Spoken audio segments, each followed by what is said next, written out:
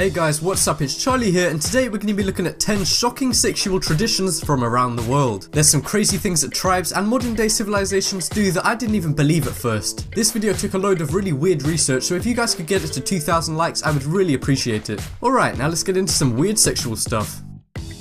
Semen drinking. In Papua New Guinea, there's a tribe known as the Sambians. They're kinda famous for some weird sexual traditions. One of these involves becoming a man.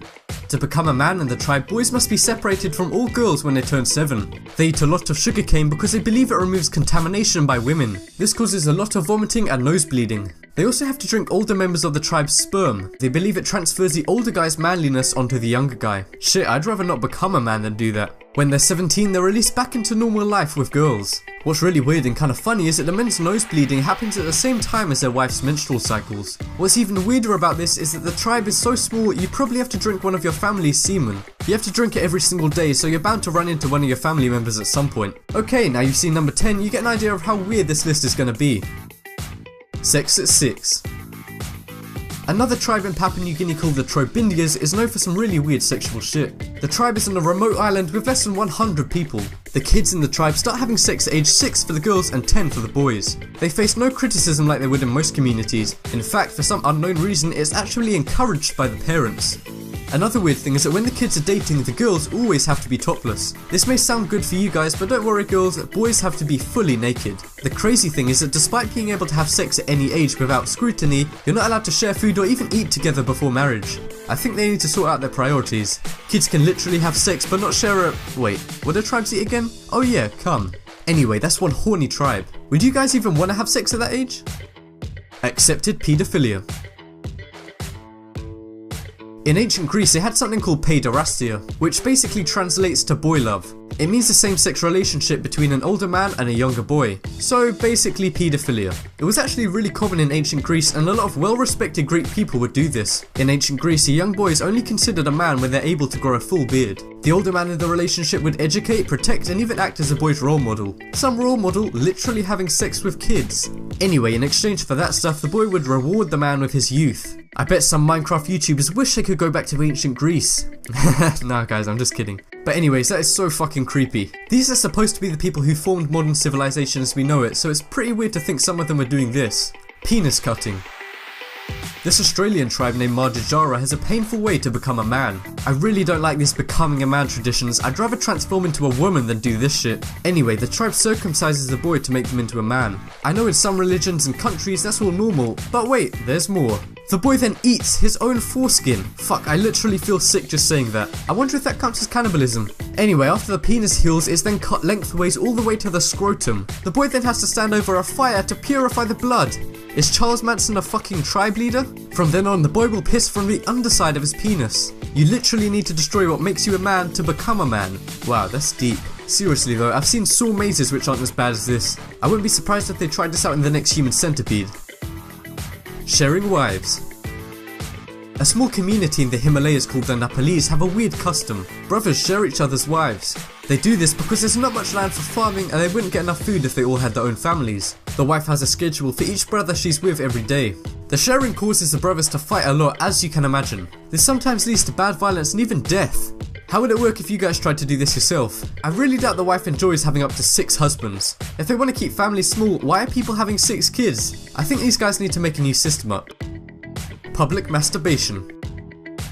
In ancient Egypt, pharaohs would do a really weird sexual ritual, which is weird because they were seen as really prominent people. They would publicly masturbate to show their power. They even believed that God had created the river Nile with sperm. The tradition later became something even nastier. The pharaohs would masturbate into the river Nile to make sure there was always water in it. And no, I don't mean like that. They basically thought masturbating was kind of like blessing the river. I just hope the villagers had some kind of filter. If I ever go to Egypt, remind me to bring some water from home. It's probably all gone by now, but I'm not taking any chances drinking some ancient sperm. Even later on, other men were so inspired by this, a lot of regular Egyptian men would publicly masturbate. Damn, every single time you take your kids to school, you gotta check some guys and jacking off outside. I don't remember learning about this in history class. Temporary marriages. Muslims can be quite strict when it comes to relationships and sex. However, even today in Iran, wives are allowed to be married for a short amount of time. A lot of young couples use this if they want to have sex but they're not ready to get married yet. After signing a document saying how long they want to be married for, they can have sex for as long as they want in that time period. It seems to go against the point of a Muslim marriage being permanent. The temporary marriages come with a high price of around $200. They do this to stop people from constantly getting temporarily married just to have sex. I imagine some people go in there every single day. It was created in Iran and mainly done there, but a few other Middle Eastern countries also do this. Voodoo love. In Haiti, there's a city called Saut known for its waterfalls. It can be a popular tourist area, but if you come here in July, you'll see something you may not want to see, or something you do want to see depending on the way you feel about it. Every July, Voodoo believers come here to worship the goddess of love. The people get fully naked and run and crawl about in the mud. They also cut open sacrificed animals like cows and goats to get the blood into the river. You definitely need to watch out there. The people will probably be dancing around and suddenly they'll see a fucking goat's eye between their toes. To be honest, if I was a tourist and I'd been walking to see these waterfalls, even if I had to go through dangerous forests, mountains, even if it took me days, if I got there and saw screaming naked people running around in mud and cutting open animal heads, I would be out of there. Forget the waterfalls. Whipped cream pouring like waterfalls.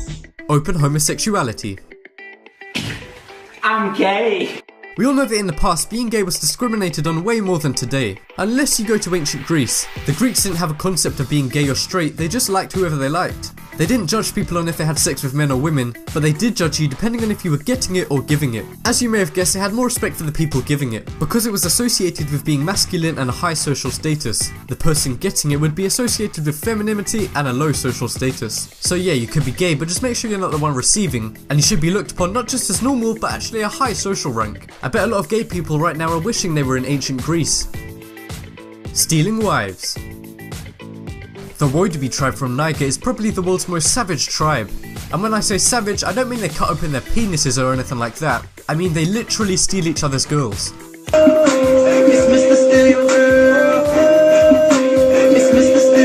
Wow, Charlie, really up-to-date jokes you got there. But anyway, the tribe members' first marriage is arranged by their parents when they're born. They also must marry one of their cousins. With all their inbreeding, I doubt any of them are ever going to realise how weird this is. Anyway, after marriage they have an annual festival where the men dress up and wear makeup to try and steal a new wife. If the man gets a wife away from her husband without him noticing, then he is officially married to her. Some men even try to steal more than one person's wife in one night. This shit's like real life Pokemon. Some guys even steal wives at the last minute to make sure their wife's husband gets left all alone. These people are brutal, but I guess there's always a next year. Check out the poll in the top right corner and you guys can vote for the weirdest ritual. For me, I think it was the semen drinking. I can't believe people actually do that, especially to their own family. But seriously, thank you guys for watching. This was a really funny video to record because my neighbours can literally hear everything I was just saying. But yeah guys, leave a like if you enjoyed, and if you haven't already, what are you waiting for? Subscribe.